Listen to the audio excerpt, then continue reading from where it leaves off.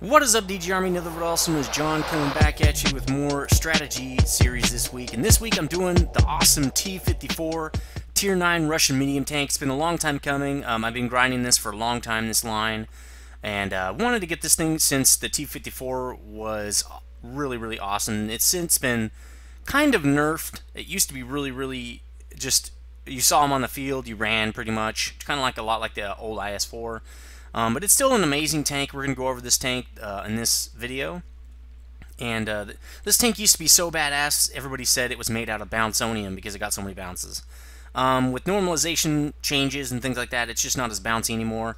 Also, with a lot of the model reworks and stuff, it has lost a lot of its invincibility, which is good. It's still amazing on the field and still gets great bounces, as you'll see. But it's just not the same tank as it used to be. Like I've been doing lately, I'm going to go over the strengths and weaknesses of this tank, because that should tell you how to play any tank. The strength of this tank is its insane mobility. It's got great traverse, and acceleration is amazing as well. It's very maneuverable, it can get all over the map. You can also wiggle around a lot in this thing with that crazy mobility.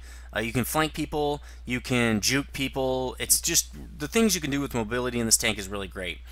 Hills, not really a big deal because this thing has a great engine. Also, the other great thing this thing has is a really strong front turret, which a lot of mediums can't say. It's got some actually decent armor in the front.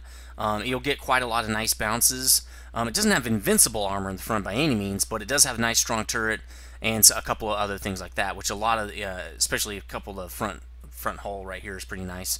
And a lot of other mediums cannot say that. Another great bonus about this thing is it has a pretty good gun. 219 pen, 320 damage. The pen is not the greatest, but it's great for a flanking medium. You're never going to have any problems with it. It's got a decent reload speed. It's pretty all-around good gun. Never really had any problems with it. And 219 pen, you should really have it not a pretty easy time. You really want to hit, from the front track and back, or sides of turrets and stuff with this tank. But with that maneuverability, it's going to get you into a great angle to use that gun on people's asses. The only weakness this thing probably has is it's got kind of weak side and back armor, which is like a lot of other tanks. It's got a couple of glaring weaknesses in the front we're going to talk about. And that's really it. It doesn't have a lot of other problems.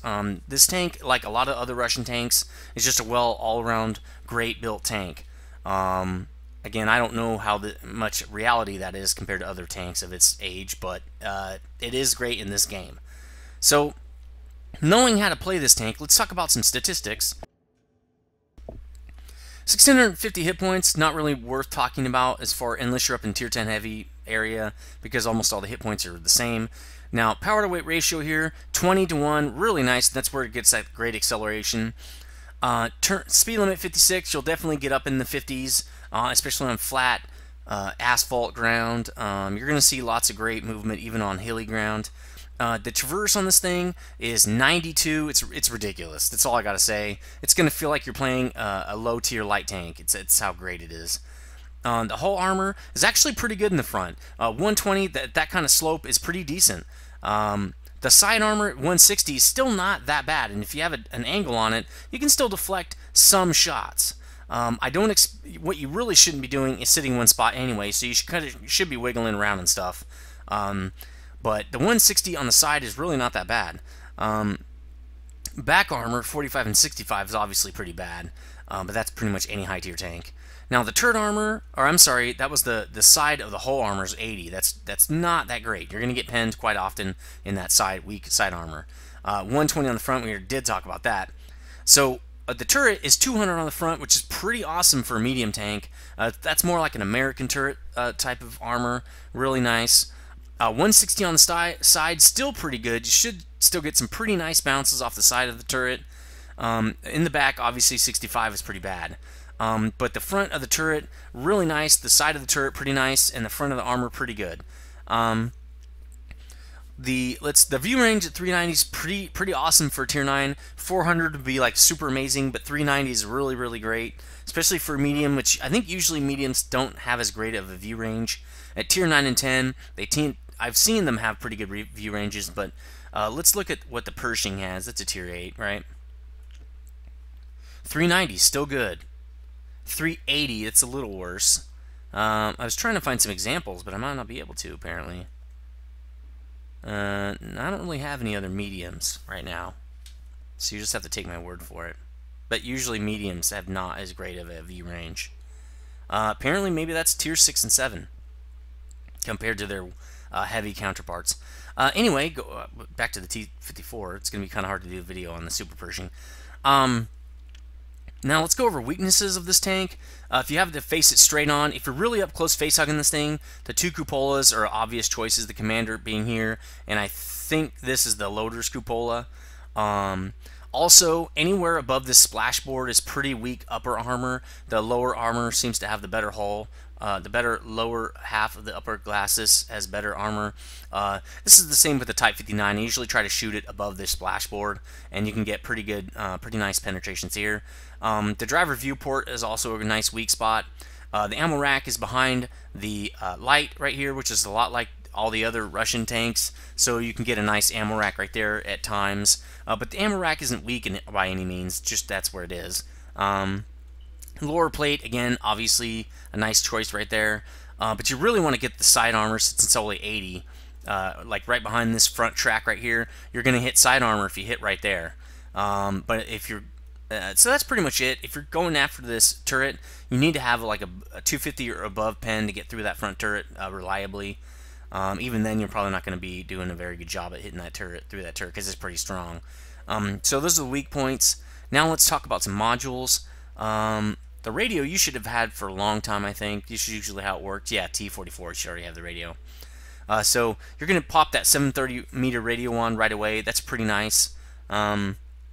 Tracks, 46 degrees per second traverse on these stock tracks are really awesome.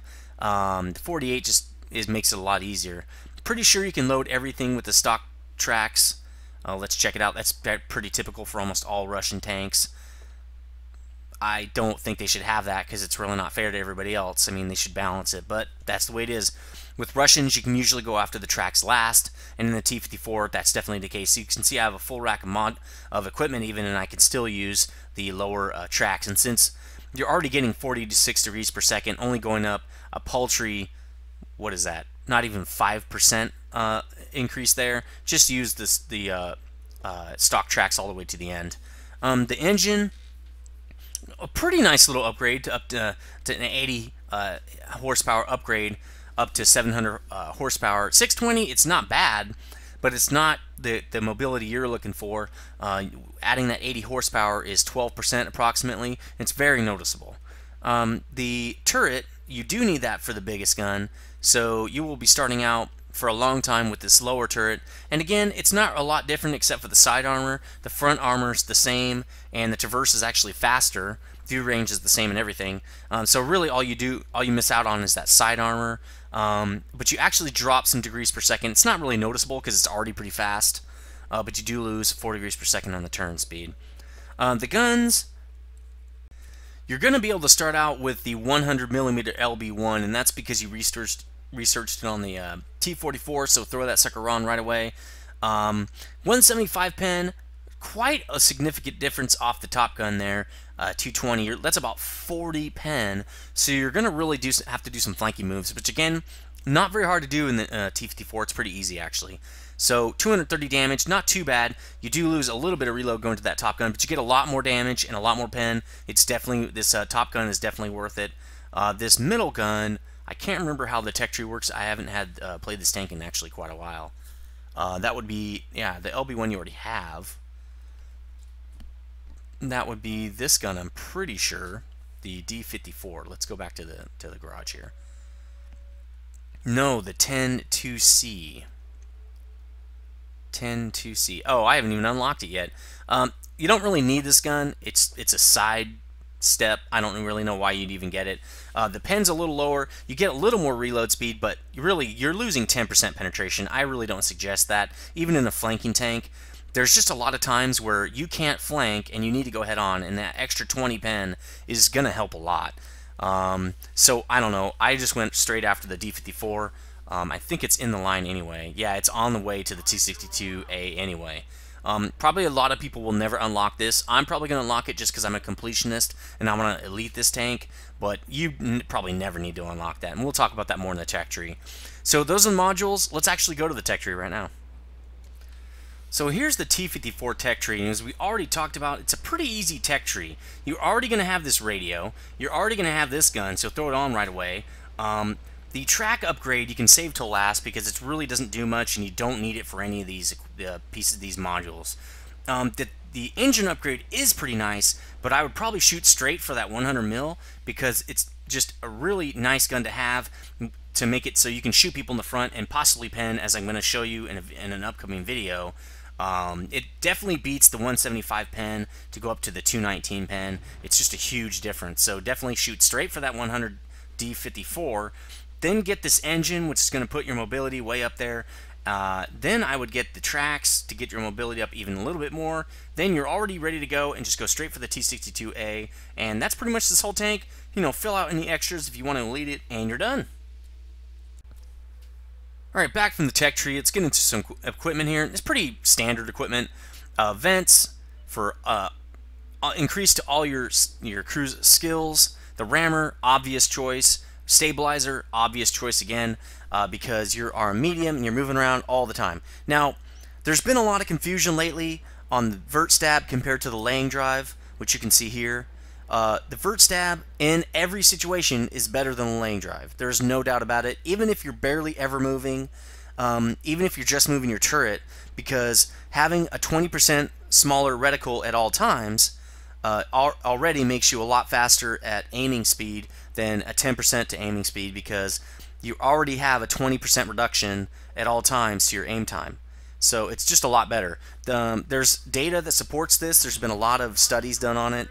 So you're going to have to go search Google and the forums to find those. But the vert stab is the best in all cases. The only time I ever use the laying drive is if the vert stab is not available, which is like tier 7 and below tanks usually. So that's why this is my standard setup. I really wish they'd add some more equipment that you would maybe want to choose over these other obvious choices. But they really can't put a lot of that in the game because the whole point of this game is really damage. You just get your damage up as high as you can, and that's really it. There's no, I mean, if they wanted to make other things more viable, they'd have to put like an engine upgrade that gave you like plus 30% horsepower or something. It'd have to be something ridiculous to even out with these, you know, damage dealers. Basically, all three of these help me deal damage. That's why I have them. But like Binox is only one thing, view range. Coated optics, same thing. They don't really help me with damage. So in order for those to be worthwhile, to really figure out whether you wanted to choose those over vert stab or something, you would have to have, they would have to be ridiculous in their bonuses. And right now they're all about even across the board. Some are a little better than others. That's why nobody ever uses them. Which is the same thing with skills, and we'll talk about that in a minute. Not as obvious with skills. So there's a little extra equipment talk for you. Consumables, full rack here. Tier 7 and above, I put a full rack because for credits wise, it becomes worth it to use, you know, a $3,000 repair kit to fix your track on a $20,000 tank or something like that. Or to repair a loader so you can get a lot more damage off and get your credits up. So it's definitely more worth it in the higher tier tanks when credits are, there's a lot higher swinging credits per game. Ammo on guns with like usually at tier 9 or 10, if I don't have like a 240 or 50 pen gun, I'm loading 4 HE. That's really to stop a cap. If I have 250 or so pen, I just put like 2 HE, because I mean there's rarely a time you won't pen 250 or above. But these HE are really only to reset the cap. I don't use them for anything else. Everything else AP all the way. Just load the whole thing up. For crew, your crew is probably going to look a lot like this, like mine here. It might look a little bit better if you've got, if you have the Type 59, your crew should look better than this, because you should be, when you're grinding credits, throwing your Russian medium crew into your Type to keep them training while you're grinding credits. They might have 3 or 4 skills by this point. Now, I got a question the other day on why do I always pick repair skills even though there are a bunch of new skills out.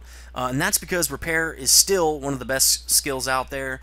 There's been a lot of discussion as well and a lot of studies done on skills, and the skills that seem to be best in almost every case are Brothers in Arms once you get your first skill to 100%, and then Repair, and in my opinion the Mentor is always best because I want to keep my crew skilling up as fast as possible, so I always put my commander having Mentor.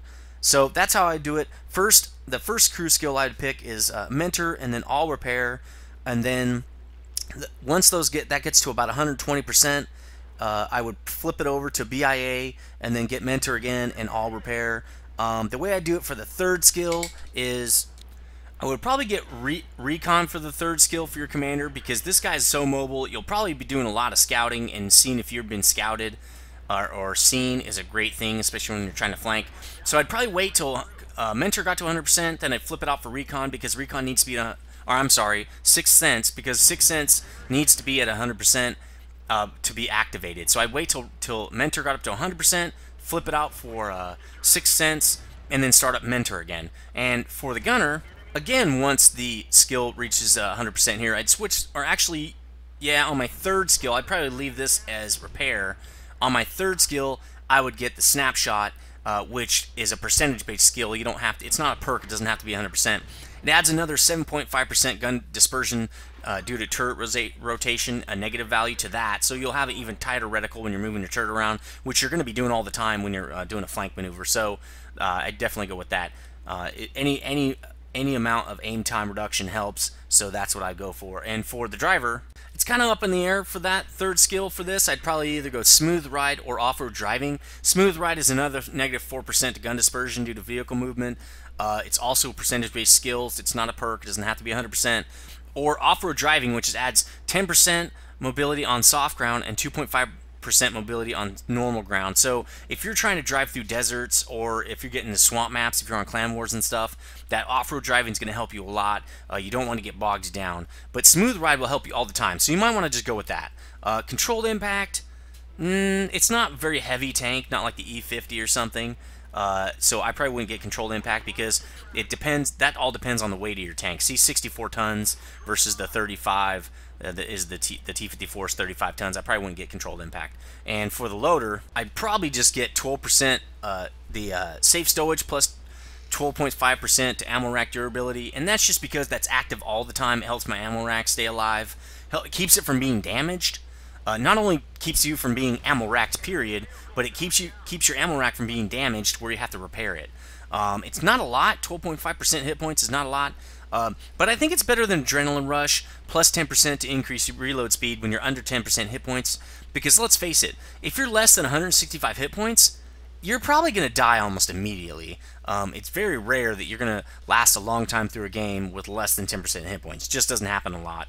But the plus 12.5% to ammo rack durability is all the time, so I just think it's a little bit better. Those are both perks. They won't even be active until you get to the third perk or the third skill. So when you get your repair up to 100%, you might want to swap it out for that one of those perks.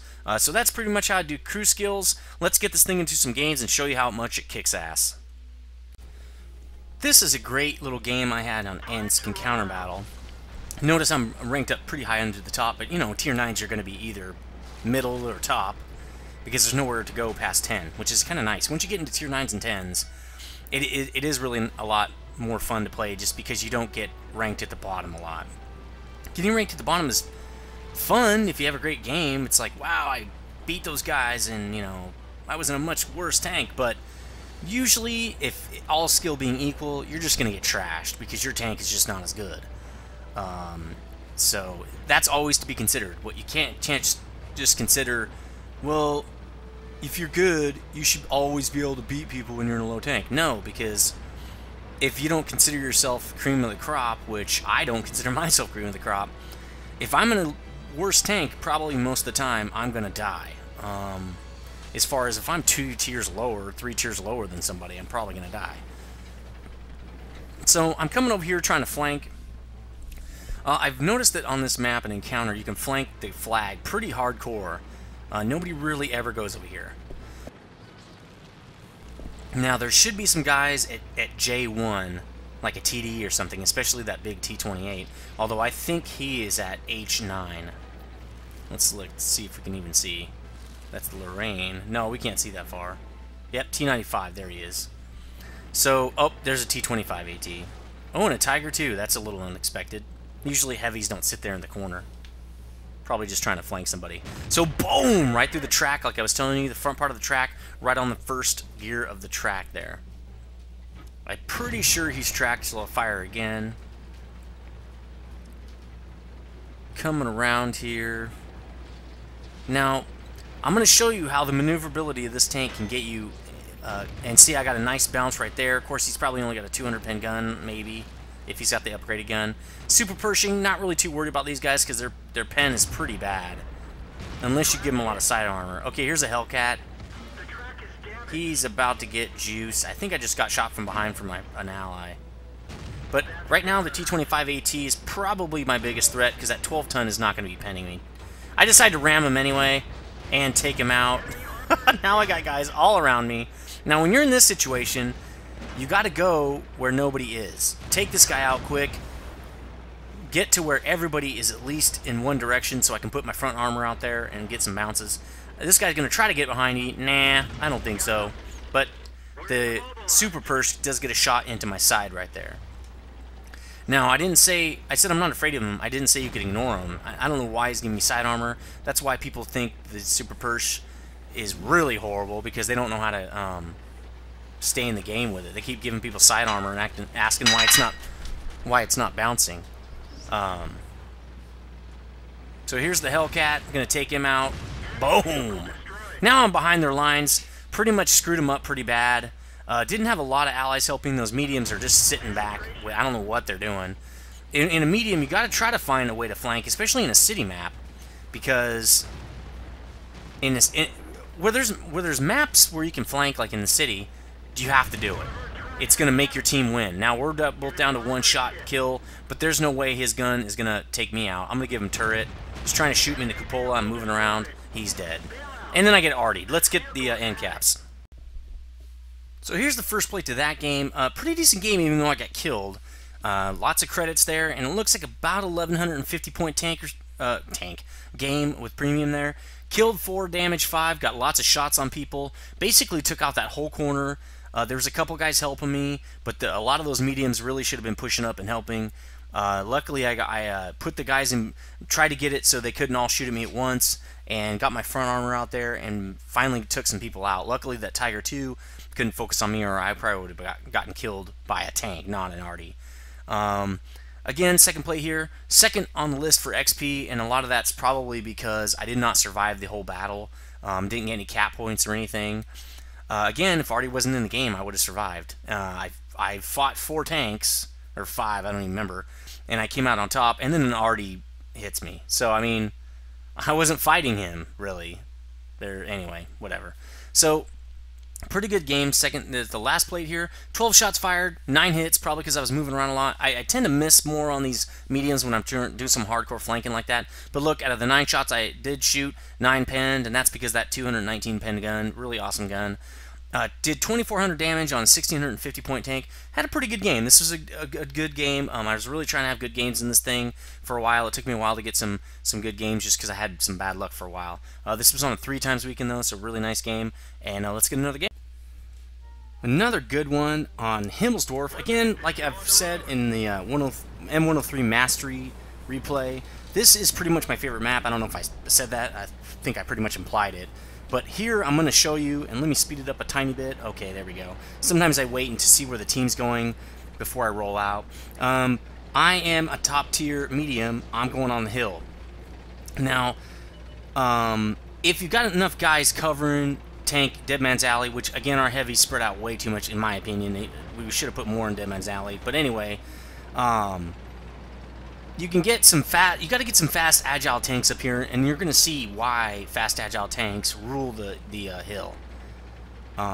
Even going up the hill, I'm still going 20 kilometers per hour. That's pretty awesome for a tank going up this hill. As you can see, I'm using Blackshot's mod pack. It's updated for 8.3. If you don't have it, you can get it. And the instructions on how to install it by clicking the link in the video description, or also checking my channel page. It's on my links at the bottom of my set of links there on the right. Blackshot's been keeping that up since like 8.1 or something. Thanks, Blackshot. Appreciate that. Also known as Mr. Actilos. It's got a bunch of stuff in it, so go check it out. Alright, so I'm coming up here. I'm thinking, okay, I'm going to go around back. Maybe get some shots down here on the valley. Maybe not. We'll see. Okay, so now the enemy does show up on the hill. I can't get any shots, so forget it. I'm not going to just sit here. It's a great place to get artied if you just sit and don't do anything. So I'm going to try to do some flanking here on these guys. Oh, E25 is already up here with us. Not going to do a whole lot to this guy. Try to get a track on him. Not very successful. And look, we've got 2 heavy tanks and a tank destroyer. And I don't know what the arty's doing. Suiciding, apparently. Going through Tank Alley. And since the E75 is not in Dead Man's Alley, along with those other 2 heavies, they're actually not really in Dead Man's Alley. We're pushing right through there. Looks like they're getting flanked, though. So that's not good. So I got 2 guys at F0 on the other side of this church or tower or whatever it is. But I think the E75 is coming around to get me. I'm not really sure what he's doing. Now right here, I thought he was going around. He's not. I probably should have turned around at this point and get him from the backside and make him basically do pincer move. But I decided to go drive straight at him. When you drive this tank, you feel like a Superman. Now I just got nailed for tons of damage. And luckily right here, I just get hit in the track. But now I discombobulate him. And I got a messed up shot right there because I was trying to make sure I drove straight, not really too worried about getting damage. Now the IS-3's coming around the back. We got them so confused they don't even know what's going on. The AT-15A probably should have moved out of this position. He just sits there and takes it in the face. I don't think I would do that. So now the IS-3's behind him, getting some hits on him. And I'm up here taking these guys on now. I was zooming in to see if I could hit them without them hitting me. Not going to happen. Okay, so the E75 tries to push. Even backward, I have slightly better mobility than he does, which is really going to help, as you're going to see here. That was a real lucky shot on his lower plate. Usually that stuff doesn't pen. He does get a track on me. I fix it. I repair it. Got to get out of there. Got 2 big old tanks barreling down on me. Now the IS-3 is right around their backside, and that is a fast tank. The IS-7 probably should have handled him, or the E75. And boom! I catch this WZ-120, one of the new Chinese coming around the side there. He's 1 shot from death now. I am now 1 shot from death. I should have zoomed in right there, but I'm a little bit worried. E75 is finally paying attention to the IS-3, who's almost about to kill him. I'm really just trolling these guys. I just want to keep them moving. I'm getting some good shots on them. Those are kind of lucky shots. I'm really just trying to stay alive. I'm going to kill this guy now. Bam! You're dead. So he's dead. E75 is just not fast enough. I'm reloading as he's coming up, and boom! Oh, that should have went through. Hit him in the track instead, and IS-3 nails him. Now that's teamwork right there, and that's showing you the mobility of this tank. Even backward, I was outmaneuvering them on the church or on the tower right there, castle, whatever you want to call it. And IS-3 and myself got a pincer move on them. Now there was a couple times I probably could have driven past them, and that would have messed them up even more. And then driven all the way around again. And wow, look at that. Did you see that? Drifting, baby! Love this tank. Lots of speed there off the hill. And coming into the cap now, all victorious. Now, I don't remember what happens right here. I think the game's... Actually, we're down a tank. Let's take this guy out. Boom! You're dead. So he's dead. We got people in our cap. I think I looked at that point. We got a heavy going to take care of him. Looks like a scout or something. I'm trying to help with this T-32. We got this pretty much in the bag. T-32 is probably messing with the Yag Tiger right there. Or Yag Tiger. Does take him out. But, boom! Nethervoid's here. 3 kills, baby. Me and the IS-3 tearing it up. Really nice little game for us. And I did get some good lucky shots on the hill. It wasn't all my maneuvering. If it was, I wouldn't have taken any damage. But this is a fairly hardy tank as long as you're trying to keep the damage off yourself and using your mobility to get out of the way, to put buildings between you and their shot, all those things. And this can be just a phenomenal tank. So here I am just trying to cut through the middle. I think there was a guy over here. I can't remember at this point. No, I decided to go in and just get the cap points. I think the other guys are all the way on the other side of the field, so there's no point in me trying to chase them down. definitely GG at this point. 3 people in the cap. Let's get some credits and XP and some efficiency points by capping here. So maybe I'll get a long shot on this guy. Now, that ELC could kill me if he got a good shot. Very unlikely, but you know, you never know. So I might as well shoot at him and get some damage and credits and stuff.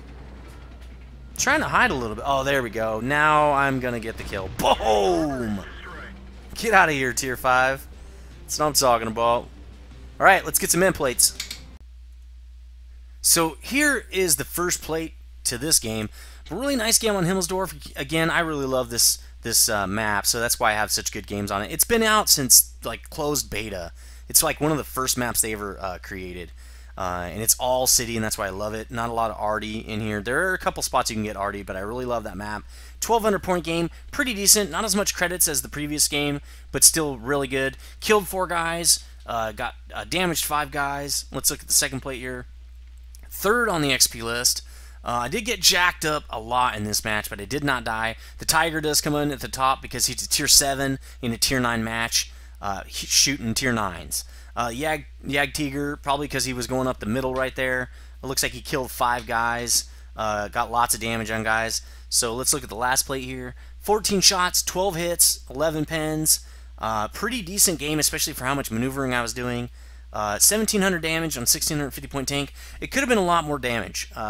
The real great part of this fight was me messing around with those 2 guys. And I probably should have drove behind them when all those guys were in the front of them. That would have been a much better tactic. But I thought the E25 was coming around to fight me, and you don't want to, if you're in a medium, you don't want to get in a head-on-head fight with the E75 because you're going to lose, even at Tier 9. Unless you can get around them and stuff and circle them, you're going to die. And there was no way I was going to circle him in that little tight quarters up there, so I figured I'd go the other way. I was wrong. He did not go that way. I would have if I was him, because I don't want people shooting me in the back, but whatever. So this still was a really good game, and that's it, guys. Let me know what you think about the T-54. It's an awesome tank. It's going to be a long time before I get the Tier 10, just because it's going to take so many credits and so much XP. It's going to be forever, and I'm working on other tanks to do strategies on, so I might not get it for quite a while. So anyway, let me know what you think. Later, dudes.